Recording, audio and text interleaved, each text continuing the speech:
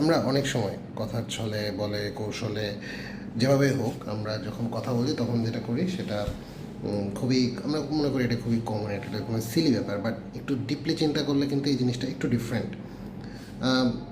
দেখেন, আমি বলি আপনি যখনই কোনো একটা বিপদের মধ্যে পড়ি বা কোনো একটা টাফ সিচুয়েশনের মধ্যে পারি, উফ, এত বিরক্তি, এত ভেজাল, এত ঝামেলা, এভাবে বলি আমরা সবসময়, হ্যাঁ।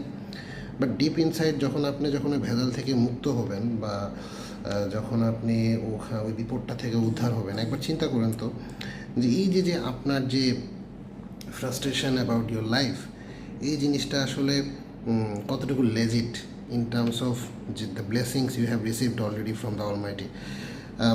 কেন বললাম এই কথাটা? আমরা আসলে অনেক সময় এই জিনিসগুলো তাই বলে কি একদমই বলা যাবে না? ব্যাপারটা এইরকমই, একদমই যখন আপনি বলবেন না তখন আপনার মধ্যে এত সুন্দর একটা প্র্যাকটিস গ্রো করবে, everything will accept it.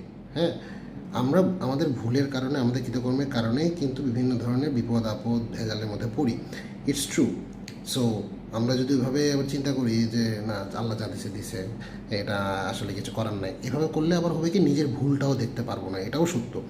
But নিজের ভুলটা দেখতে পারার সাথে সাথে নিজেকে সংযত রাখা in terms of saying something যেটা আসলে কন্ট্রাডিক্টরি হয় এগেনস্ট মাই ব্লেসিং, যেটা কিনা আমি পাইছি আল্লাহ পাকের কাছ থেকে।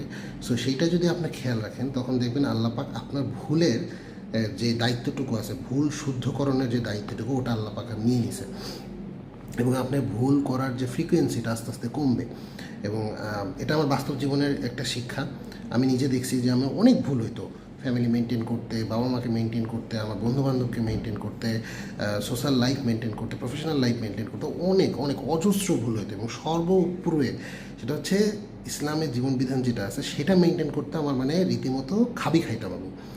সো সেইখান থেকে যখন আমি দেখলাম যে আমি নীরবে আমার ভুলগুলোকে রেকটিফাই করার চেষ্টা করতেছি এবং আইডেন্টিফাই করতেছি যে হ্যাঁ এটা আমার ভুল, এবং প্রকাশ্যে আমি কখনোই ওই ফ্রাস্ট্রেশনটা যতটুকু চেষ্টা করতেছি যতটুকু পারি ফ্রাস্ট্রেশনটা প্রকাশ না করার, যে এটা আমার ভুলের কারণে এরকম হয়েছে, এটা কেন হইলো, আল্লাহ কী যে এত ভেজালে পড়ি ভাই সবসময়, এটা না করার ফলে এখন আমি দেখতেছি আমার ভুলের সংখ্যা আস্তে আস্তে কমতেছে, এবং আমার মধ্যে একটা সংযত থাকার একটা ক্যারেক্টারিস্টিক্স তৈরি হয়েছে, এবং এটা আস্তে আস্তে আমাকে আরও বড় বড় টাফ সিচুয়েশনের মধ্যে নিজেকে শান্ত রাখার জন্য হেল্প করতেছে।